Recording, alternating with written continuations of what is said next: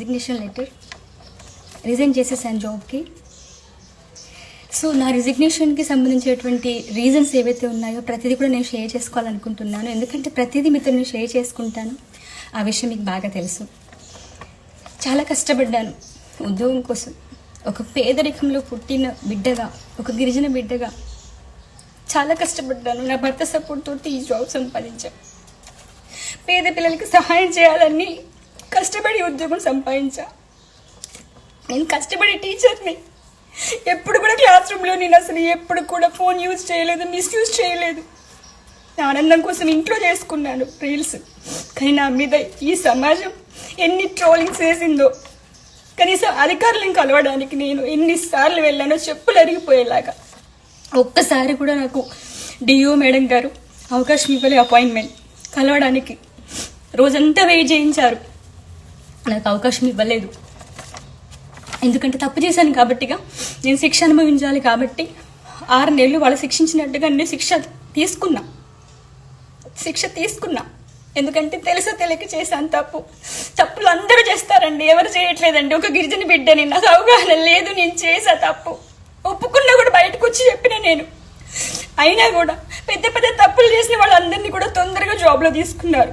నన్ను 6 నెలలు ఉంచారండి. నా బిడ్డలకి దూరం చేశారు. స్కూల్ పిల్లలు ఫోన్లు చేసి ఏడ్చారు తెలుసా.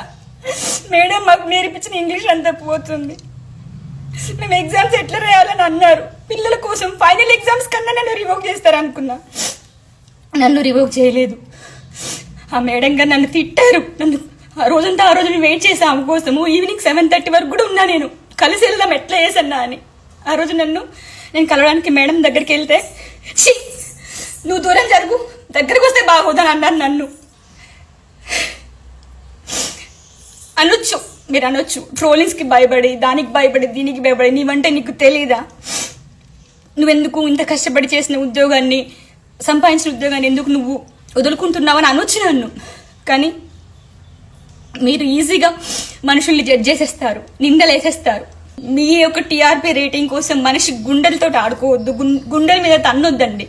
ఎందుకంటే కష్టపడే టీచర్లు కూడా ఉంటారు నాలాగా. ఒక్కసారి వచ్చి మీరు మా స్కూల్లో అడగండి, పేరెంట్స్ మీటింగ్లో వచ్చి పేరెంట్స్ ఒకసారి అడగండి వచ్చి, తప్పకుండా. ఎందుకంటే నేను ఆర్పీగా కూడా వర్క్ చేశాను, డిఆర్పీగా కూడా వర్క్ చేశాను. మంచి మంచి కమెండేషన్స్ ఉన్నాయి, నాకు అప్రిషియేషన్స్ ఉన్నాయి టీచర్ కమ్యూనిటీ నుంచి. ఇన్ని నిందలేసిన తర్వాత కూడా ఇంకా ఈ ఉపాధ్యాయ వృత్తిలో ఉండి నేను న్యాయం చేయలేనేమో అనే ఆ ఫీలింగ్ తోటి నేను రిజిగ్నేషన్ ఇచ్చేస్తున్నాను.